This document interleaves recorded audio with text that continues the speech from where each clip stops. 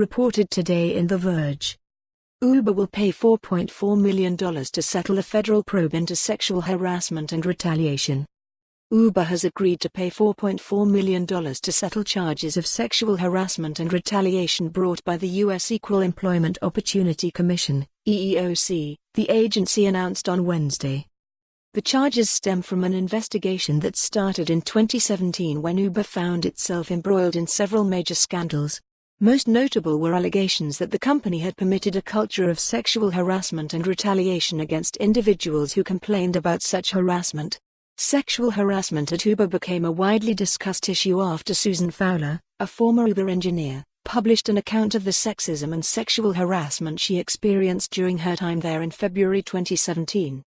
The EEOC's investigation found reasonable cause to believe those allegations, which violated Title VII of the Civil Rights Act of 1964. Under the terms of the settlement, Uber agrees to establish a fund of $4.4 million to compensate anyone who the EEOC determines experienced sexual harassment or related retaliation after January 1, 2014.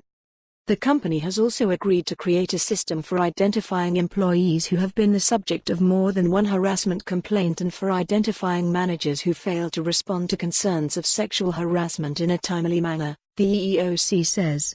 Uber will update its policies with input from a third-party consultant and continue conducting climate surveys and exit interviews with specific attention to workplace sexual harassment and retaliation.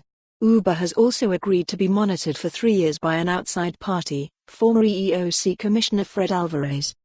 Agency officials said they hope the agreement will empower not just Uber employees, but women throughout the tech sector to speak up against sexism in the workplace.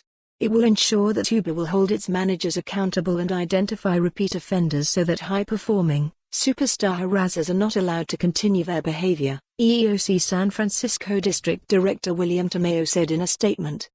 We've worked hard to ensure that all employees can thrive at Uber by putting fairness and accountability at the heart of who we are and what we do, Uber General Counsel Tony West said in a statement. I am extremely pleased that we were able to work jointly with the EEOC in continuing to strengthen these efforts. Uber called its own investigation into Fowler and others' allegations of sexual harassment in February 2017, tapping former U.S. Attorney General Eric Holder and Uber board member Arianna Huffington to lead it.